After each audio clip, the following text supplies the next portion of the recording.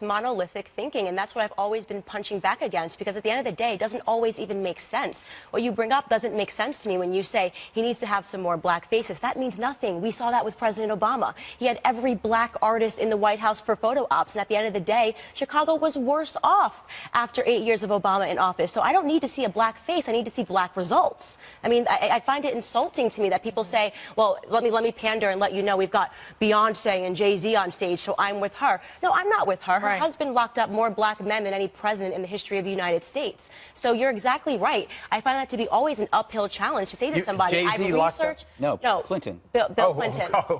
Yeah, her husband, Hillary's husband. No, but that's true. The husband. statistics, former prosecutor, I'll tell you, you can see that in terms of the number and a record level of incarcerations of black Americans. So, you know, there's points to be made here with specific facts to support all of these, these theories of people saying, wait a second, what's going on in this country that all of a sudden there's a groupthink that's trying to pollute your mind, that doesn't respect someone's individuality or, freedom of thought or expression. Right, and that's what I always say is the truth that the Democratic Party views us as low information voters. That's why they give us Beyonce and Jay-Z. They don't think we're going to go research the stats, that we're monitoring that sort of a thing. That's why when Hillary Clinton was on these black hip hop shows, she was talking about having hot sauce in her bag. Don't talk to me about hot sauce in your bag. Talk to me about the issues that are facing our community. So I'm greatly insulted by the fact, by people, Harald, you saying that, oh, well, there should be just more black faces. No, there needs to be more black conversation. Everybody should embrace this freedom.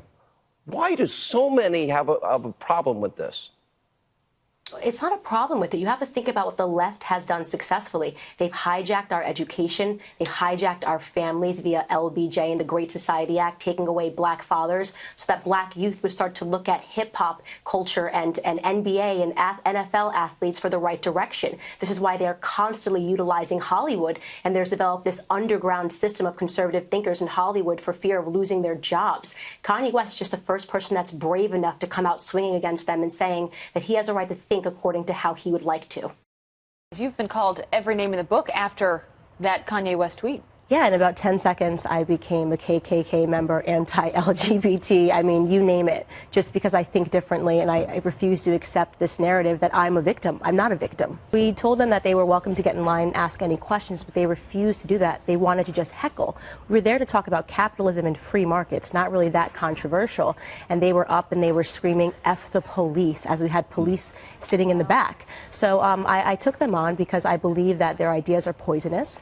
I also believe that they're intellectually dishonest or intellectually lazy, depending on what you want to take a pick at.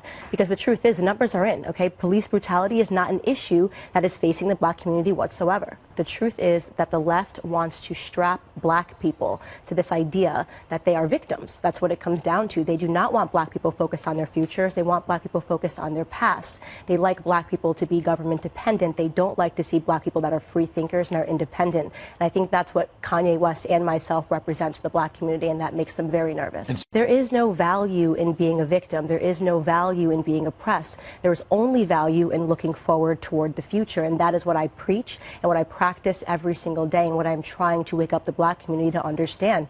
For too long, we have been used by pawns, and Black Lives Matter is an example of that. They are pawns to the Democratic Party that go out and ruin their lives for something that they don't even understand, and which is fundamentally false. If you look at things historically, Kanye West has really represented the battering ram against political correctness. Long before Donald Trump came down the escalator, Kanye West was public enemy #1 for simply trying to tell the truth to people about things that were going on. So I'm unsurprised that, he supports me and my ideas and me just thinking freely. In terms of where you take this forward, what would you like to say to Kanye West? I would just like to thank him. It was a moment that I will never forget. I was extremely emotional, and it was an affirmation that I needed to go forward. So just thank you, Kanye West.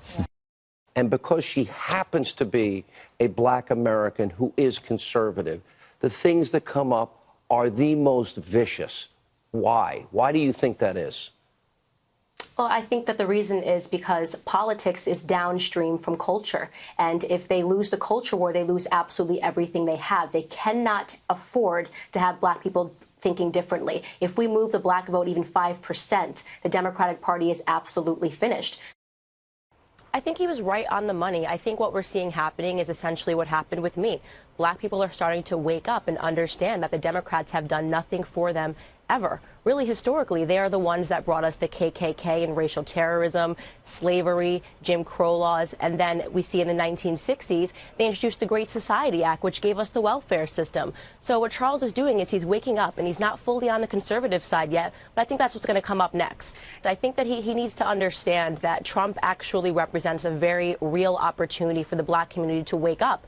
And it starts with the death of political correctness. I don't really care about Trump's tweets. I care about the results. And the results are in. Okay, black unemployment is at a historic low right now. And that's because of the work of Trump focusing on our economy and not so much about our feelings, which has been traditionally what the Democrats have hijacked, our emotions.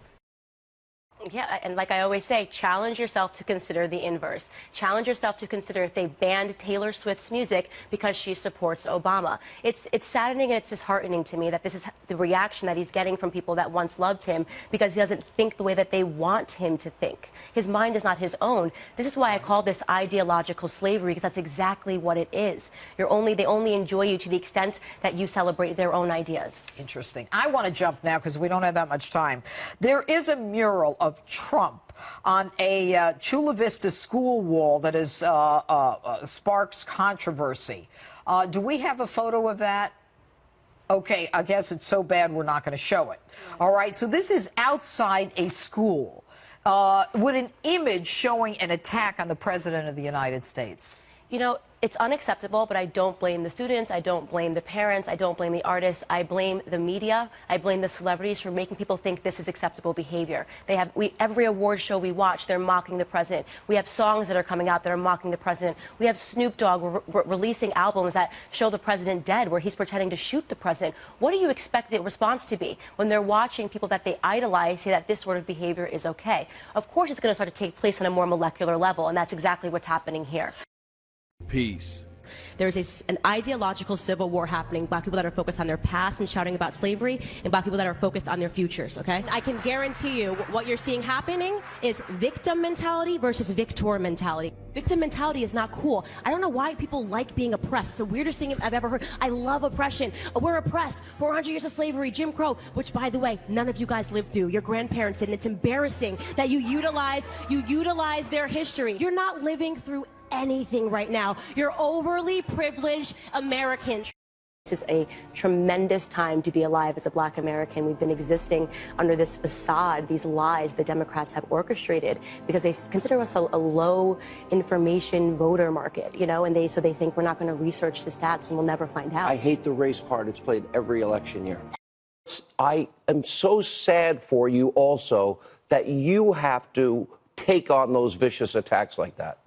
Let me tell you, do not be sad for me. This is exactly what I wanted. This is exactly what I intended to happen because I knew exactly what I was going up against. When you go up against the left, this is what they do. They try to essentially say that you are not allowed to think differently. I say it all the time. Blacks are ideological slaves and pawns to the Democratic Party. Every 4 years, the Democrats rally to get the African-American vote, and we give it to them because, well, Republicans are racist, right? We usher them straight into the White House where they immediately forget about all of the promises that they made to us. For so long, they have told us that because there was a black president, this meant progress. Progress is not a skin tone. Progress is a number, okay? And for so long, we've been convinced, look, he's taking a photo op with Beyonce and Jay-Z. That means absolutely nothing. Chicago got worse while Obama was in office, and he came from there.